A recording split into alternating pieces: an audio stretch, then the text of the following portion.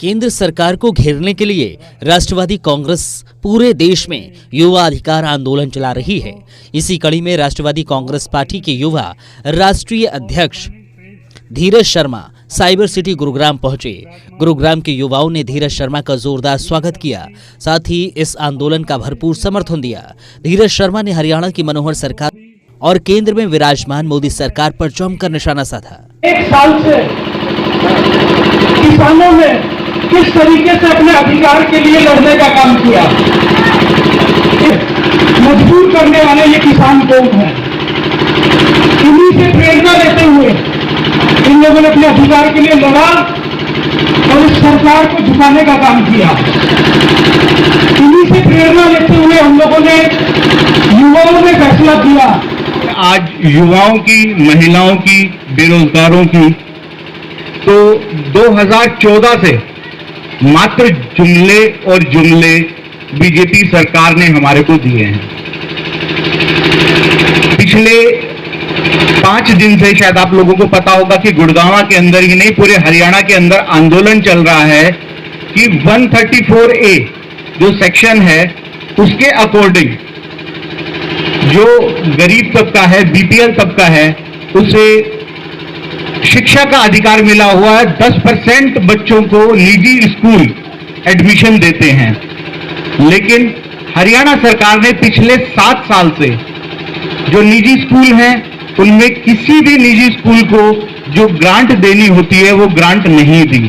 इस वजह से जो परिजन हैं, जो गरीब माँ बाप हैं, वो एडमिशन के लिए स्कूलों के चक्कर मार रहे हैं, कभी डीसी के चक्कर मार रहे हैं, कभी मुख्यमंत्री कार्यालय के चक्कर मार रहे हैं। आप समझ सकते हैं कि आज हमारे प्रदेश के अंदर हालात क्या हैं। जहां बात होती है लूट, बलात्कार, हत्याएं, गुड़गांव शायद नंबर 1 पे है।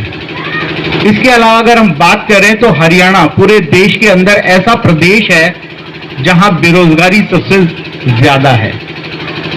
आखिर क्या मात्र जुमलों से आप युवाओं का पेट भर जाएगा?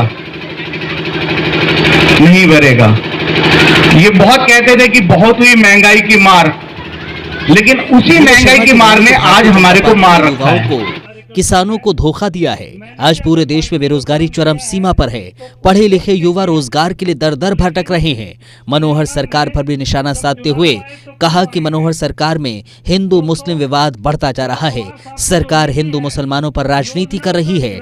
वहीं महाराष्ट्र में हो रही राजनीतिक गतिविधियों पर बयान जारी करते हुए उन्होंने कहा कि मुंबई में हमारा गठबंधन मजबूत है और प्रदेश में मुख्यमंत्री उद्धव ठाकरे ही रहेंगे। कहेंगे अधिकार रैली पूरे हरियाणा प्रदेश में आप कर रहे हैं, क्या क्या युवाओं को क्या देखते हैं कि खट्टर सरकार द्वारा युवाओं को रोजगार नहीं दिया गया है? देखिए, बेरोजगारी में अगर आप हरियाणा को देखेंगे, जो प्रदेश पूरे देश को रोजगार देता था वो आज बेरोजगारी में सबसे ऊपर स्तर पे आ गया है। बात युवा अधिकार की हम लोग करेंगे तो युवाओं के साथ सिर्फ और सिर्फ छलने का काम किया है। 75% का रोजगार देने की बात हो या बड़ी बड़ी कोई कंपनियां लाने की बात हो, हम देख रहे हैं कुछ नहीं हो रहा। सिर्फ और सिर्फ युवाओं के भावनाओं के साथ खेलने का काम हो रहा है। खट्टर सरकार और केंद्र की सरकार हर मोर्चे पे, युवाओं का हो, किसानों का हो, महिलाओं का, हर मोर्चे पे विफल साबित हो रही है और इस प्रदेश का युवा अब समझ चुका है और 2024 में इस सरकार को इनकी उचित दिशा दिखाने का काम करेगा युवा। क्या आपकी पार्टी हरियाणा प्रदेश में कोई चुनाव लड़ने जा रही है या कोई गठन यहाँ पर होगा? देखिए, माननीय पवार साहब ने हमेशा युवाओं को आगे बढ़ाने का काम किया है। भले आप महाराष्ट्र में देखेंगे या देश के बाकी जगह पे जहाँ पे राष्ट्रवादी कांग्रेस पार्टी मजबूत स्थिति में है, वहाँ पे सबसे पहले हमने युवाओं को मजबूत करने का काम किया है। इस बार भी साहब का, हमारे पवार साहब का मानना है, हमारी नीतियाँ हैं, जहाँ भी सुशिक्षित युवा चेहरा होगा हम उसको जगह देंगे, हम अपनी टिकट देंगे और मुझे पूरा भरोसा है हरियाणा के लोग राष्ट्रवादी कांग्रेस पार्टी पे और शरद पवार साहब पे भरोसा करेंगे और उनको चुन के भेजेंगे। हरियाणा के युवाओं को जोड़ने के लिए क्या कुछ अभियान वगैरह भी चलाया जाएगा हरियाणा में, प्रदेश पर? देखिए, सबसे पहले तो हम युवा अधिकार की बात कर रहे हैं। आप देख रहे हैं कि हमने युवा अधिकार आंदोलन की शुरुआत मध्य प्रदेश इंदौर से की है। आज हरियाणा में हम लोग पहुँचे हैं, गुड़गांव शहर में।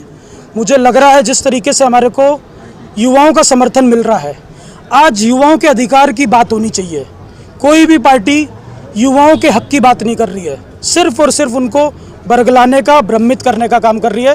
राष्ट्रवादी युवक कांग्रेस युवाओं के अधिकार के लिए सड़क से लेकर संसद तक लड़ने का काम करेगी। महाराष्ट्र में जिस तरह से कौन सीएम बन सकते हैं, जिस तरह से उद्धव ठाकरे की तबीयत खराब है बताया जा रहा है? देखिए, महाराष्ट्र में महाविकास आघाड़ी की सरकार है और बहुत अच्छे से जिस तरीके से तीनों संगठन मिलके महाराष्ट्र प्रदेश की जनता के लिए काम कर रहे हैं, बहुत अच्छे से काम कर रहे हैं। उद्धव ठाकरे जी एक बहुत ही लोकप्रिय महाराष्ट्र के सीएम हैं और आने वाले समय में भी वही सीएम रहने वाले हैं। उनका स्वास्थ्य जल्दी ठीक होगा, हम प्रार्थना करते हैं ईश्वर से। आपको बताते चलिए, राष्ट्रवादी कांग्रेस पार्टी अब हरियाणा में अपना पैर पसारने की कोशिश कर रही है। धीरज शर्मा ने हरियाणा के युवाओं से अपील की है वो इस आंदोलन में बढ़ चढ़कर भाग लें ताकि युवाओं का भविष्य सुधर सके। वहीं कयास ये भी लगाए जा रहे हैं कि राष्ट्रवादी कांग्रेस पार्टी हरियाणा में भी अपनी पार्टी को मजबूत करेगी। इस कार्यक्रम में शिवसेना के युवा नेता ऋतुराज भी इस कार्यक्रम में शिरकत करने पहुंचे थे। ऋतुराज ने भी प्रदेश सरकार पर निशाना साधते हुए कहा, खट्टर सरकार के राज में बेरोजगारी, रेप, हत्या मामले लगातार बढ़ रहे हैं, लेकिन सरकार खामोश है। गुरुग्राम से योगेश